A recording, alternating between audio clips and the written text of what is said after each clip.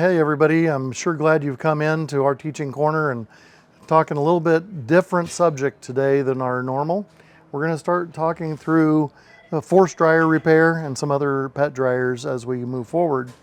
This happens to be a K-9 dryer from Electric Cleaner Company.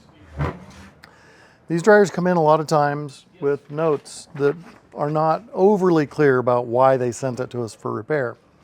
So it'll just, all it says on here for my notes on my sheet is call with estimate. So we don't know why they needed it repaired. So one of the first things diagnostically that we're going to do is we're going to look to make sure it's safe.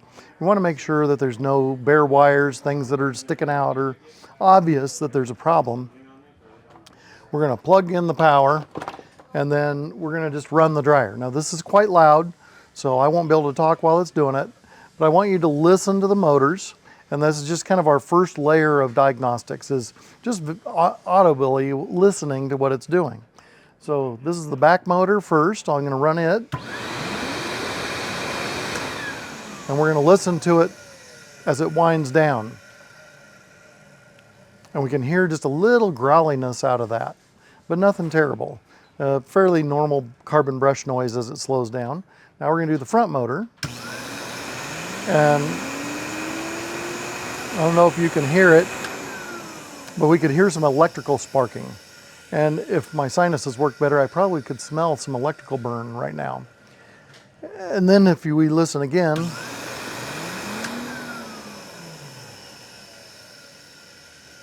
as that winds down, we hear a lot more noise coming out of the bearings. So we very possibly have a bad motor in the front of this, and we haven't even opened up the case yet. So sometimes we can really find things that are problems. Other times we turn these on and they work perfectly normal. No sounds, no sputtering. We can put an amp test onto this and find that both motors are working properly. And maybe the only thing that they have going on is they've lost air compression because a seal in here is loose or gone, and it's blowing air out through other places other than the hose. And so then they notice that, wow, it's not as strong as it used to be. Excuse me. So next thing we can do in the idea of this dryer is we'll go ahead and open up the front and take a look at that front motor.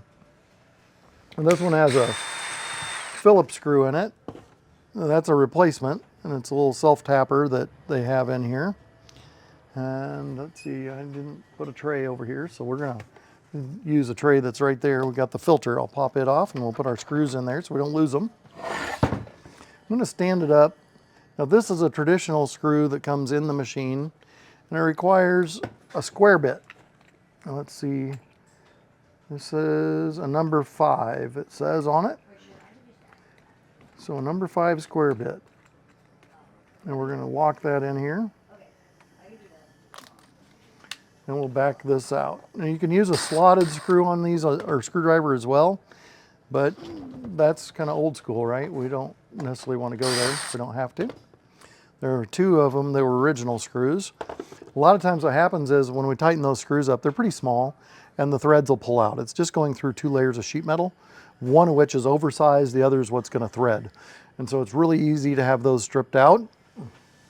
And so we'll get a larger screw. So if they come with a number 6, we'll go to a number 8, something like that, so that we can grab that again. Biggest ones we keep in-house are number 10s. Usually by the time you get to a number 10, you're not stripping out real easy. All right, I'm gonna go ahead and we gotta pry this off. It has a rubber seal on the inside, and it is a pretty tight content. So I'm gonna use a screwdriver just to help lift it up and off. And in here you can see this gasket that's on the inside. And that is what is going to help seal the air so that it goes through the hose instead of whipping around and going out through the edges of the lid. So there again, that's one thing. And this one's still pretty pliable. What happens over time is they'll get really dried out and crusty, and they'll start falling apart. In that case, what we do is we go in here with a little chisel or scraper and we cut that out, and then we go out to our drill press where we have a wire wheel, and we can hold this up into the wire wheel and grind out all that extra rubber and then some of the glue. We'll get it all laid out smooth. When we go to put a new seal in, and again, all I do is it's a 3/8 by half rubber closed cell type foam, and I'll get that at the hardware store. Pretty simple stuff. And I got big rolls of it up here. And then we use an epoxy glue to put it back in. I found when you use like a 5-minute epoxy, life is so much better. We used to use silicone. Well, now you've got to hold it in there. I made little clamps out of paper clips, all kinds of things to try to keep it in the right place, wait for overnight for it to dry. But if you use the epoxies, one, it bonds really nicely to the material. Secondly, usually within those 5 to 10 minutes, you could reinstall this and you're not waiting overnight to get a repair done. So that's the front nose cone or cap. Inside, now that we're in here, we'll grab our box. We'll take a look at this a little closer. To identify some things, down in the bottom would be where our turbine is. That's the actual fan part of the motor. In this case, these are 115/923 Lamb motors. They're a 2-stage turbine, which means there's 2 fans that are compacting the air to push it through the motor. Those can get damaged. They can have the covers even get kind of moved or smashed around in just the overall usage, especially if they drop it, do something fun like that. One of the most common things that we replace on these are these orange carbon brushes. And that's what takes your electrical energy and transfers it so you can have a rotation of the motor. Makes your electromagnets that then make a rotation of the motor. If we look way up here in super close, we can see down inside this area, which is our commutator. That is what the brushes are touching against. And so the commutator has segments. All those segments are what, it takes 2 segments along with the windings to make an electromagnet. As it does that, you utilize magnetic draw and repelling for it to advance and move forward. So as it moves forward one set, it energizes the next set of windings.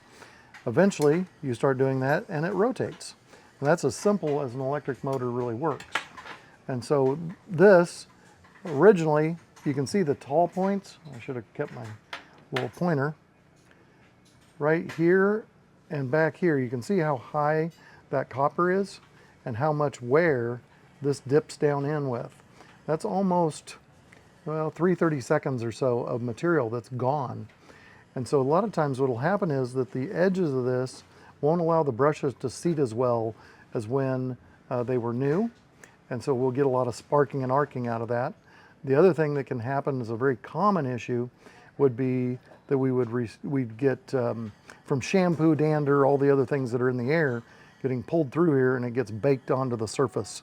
And between all those things, and now we're bouncing a little bit, we're getting all this foreign material, we get that sound that we heard when we were running it before. So the other would be at the time of operation, if the carbon brushes are nearly worn out, they're getting really down toward the end, eventually it'll completely stop running just because of the brushes being worn down.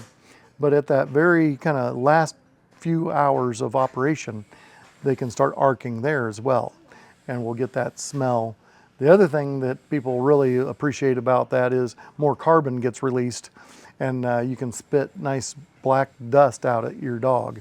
And so if you've got this really fluffy white poodle or something, now it is a salt and pepper poodle, or maybe gray. And so we're wanting to get the new brushes in, and then we will also use high pressure air to blow that out and get all the potential carbon that's built up down in all the little nooks and crannies and corners. Without doing that with both motors, we really leave a mess. And it's really easy when you've changed these out and moved stuff around for a bunch of that to keep breaking loose and affecting things after you've done the repair and you think you did a great job, and you're getting a call back going, hey, it's blowing out black particles all over the dogs. So we want to make sure we get them thoroughly cleaned.